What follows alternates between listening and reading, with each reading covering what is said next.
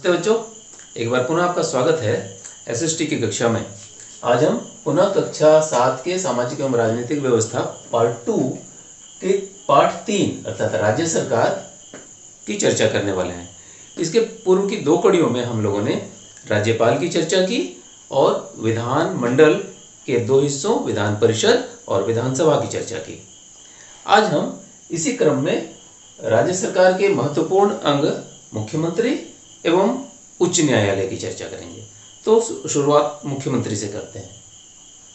मुख्यमंत्री की नियुक्ति कैसे होती है और उसके कार्य क्या है, ये हम पढ़ते हैं।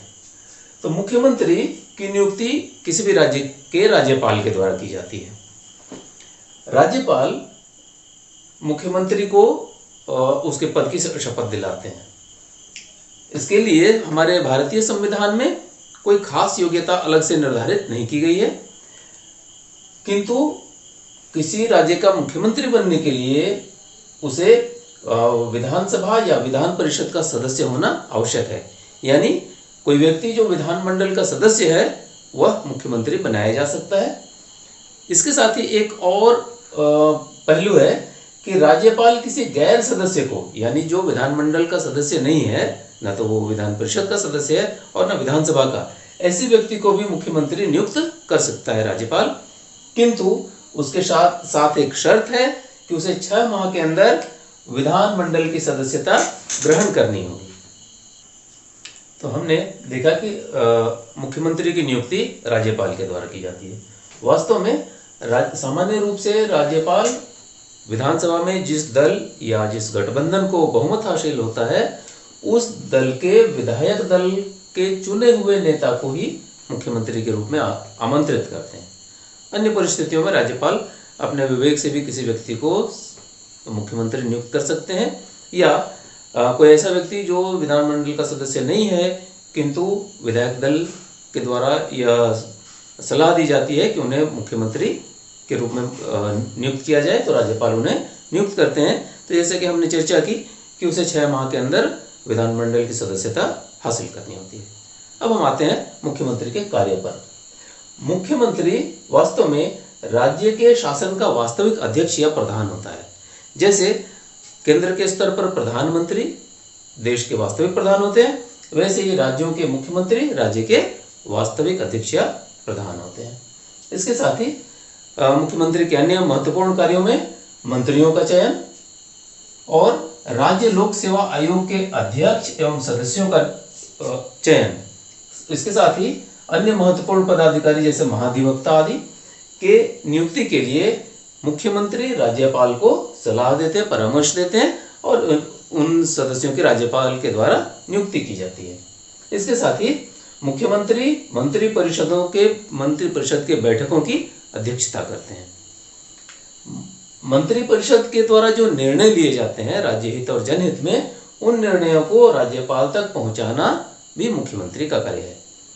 इसके साथ ही यदि सीएम चाहे यानी मुख्यमंत्री चाहे तो विधानसभा को भंग करने की सलाह वो राज्यपाल को दे सकते हैं, और अगर मुख्यमंत्री को विधायक दल का बहुमत के दल का विश्वास हासिल है तो ऐसे मुख्यमंत्री की सलाह पर राज्यपाल विधानसभा को भंग कर सकते हैं। इसके साथ ही मुख्यमंत्री और अन्य मंत्री जनहित में या राज्य हित में कई निर्णय लेते हैं। जैसे जिस समय विधानमंडल की बैठकें नहीं चल रही होती हैं उस कई निर्णय लेने पड़ते हैं, तो उन निर्णयों को बाद में जब विधानमंडल की बैठकें होती हैं तब उन्हें अनुमोदित करा लिया जाता है। तो ये हो गए मुख्यमंत्री के कार्य। अब हम लोग उच्च न्यायालय के बारे में चर्चा करते हैं। संविधान के अनुसार प्रत्येक राज्य के लिए एक उच्च न्यायालय का गठन करने का प्रावधान है। ध्यान देने की बात क्या है कि एक उच्च न्यायालय कई राज्यों के लिए भी हो सकता है। जैसे चंडीगढ़ उच्च न्यायालय पंजाब, हरियाणा और चंडीगढ़, इन 3 गठित है। और एक राज्य में अगर वो बड़ा राज्य है तो उच्च न्यायालय के और भी पीठ हो सकते हैं। हमने जाना कि संविधान के अनुसार प्रत्येक राज्य के लिए एक उच्च न्यायालय की स्थापना करने का प्रावधान है। अब उच्च न्यायालय के न्यायाधीश की नियुक्ति राष्ट्रपति के द्वारा की जाती है। एक उच्च न्यायालय में एक मुख्य न्यायाधीश और उनके सपोर्ट के लिए कई न्यायाधीशों की नियुक्ति राष्ट्रपति के द्वारा की जाती है। किंतु जिस राज्य में वह उच्च न्यायालय स्थित है उस न्यायालय के न्यायाधीश को उसी राज्य के राज्यपाल के द्वारा पद एवं गोपनीयता की शपथ दिलाई जाती है। अब उच्च न्यायालय के कार्य मुख्य रूप से क्या क्या है? तो उच्च न्यायालय सरकार की गलत नीतियों और कार्यों के न्यायिक एवं संवैधानिक आधार पर समीक्षा कर सकता है। इसके साथ ही इस समीक्षा के द्वारा वह उस पर अंकुश लगाता है और समय समय पर राज्य सरकार को सचेत करने का कार्य भी करता है। और यदि कोई इस राज्य में संवेदनशील मामला हो गया तो उच्च न्यायालय स्वतः संज्ञान में ले सकता है। यानी उच्च न्यायालय में कोई मामला दर्ज किया जाए यह आवश्यक नहीं है, उच्च न्यायालय स्वतः भी स्वयं आगे बढ़कर उस मामले को अपने हाथ में ले सकता है और उस पर फैसले दे सकता है। यानी कुल मिलाकर उच्च न्यायालय राज्य सरकार का मार्गदर्शक है। फिर यह हमने जाना कि यह राज्य सरकार का महत्वपूर्ण अंग है। उच्च न्यायालय विधायिका एवं कार्यपालिका के कार्यों की जांच करता है और उसके कार्य अगर संवैधानिक आधार पर सही नहीं हो यानी असंवैधानिक हो, नियम विरुद्ध हो, तो ऐसे उसके कार्यों को, उसके निर्णयों को उच्च न्यायालय अवैध घोषित कर सकता है। ध्यान देने की बात है, भारत में एकीकृत न्याय व्यवस्था है। यूं तो भारत एक संघीय देश है, यानी यहाँ राज्यों की सरकारें हैं और केंद्र की सरकार पूरे देश के लिए है, किंतु न्यायिक प्रक्रिया एकीकृत है। सारे देश के स्तर पर सर्वोच्च न्यायालय और राज्यों के में उच्च न्यायालय, जिलों पर के स्तर पर सत्र न्यायालय यानी सेशन कोर्ट और जिला अदालतें, उसके नीचे अनुमंडलीय अदालतें ऐसे होती हैं।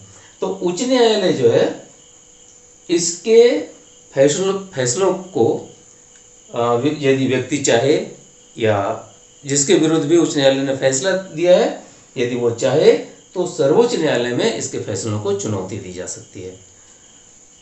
इस तरीके से हमने जाना कि किसी राज्य में उच्च न्यायालय का कितना महत्वपूर्ण स्थान है। अब एक महत्वपूर्ण पद महाधिवक्ता की बात करते हैं। महाधिवक्ता की नियुक्ति किसी भी राज्य में मुख्यमंत्री की सलाह पर राज्यपाल के द्वारा की जाती है। महाधिवक्ता राज्य सरकार के पक्ष न्यायालयों में रखते हैं और किसी भी न्यायिक निर्णय के क्रम में राज्य सरकार के कानूनी सलाहकार होते हैं। तो इस तरीके से आज हमने राज्य सरकार के इस पूरे पाठ को समाप्त किया। उम्मीद है कि यह कक्षा आपको ज्ञानवर्धक और मनोरंजक लगी हो। धन्यवाद।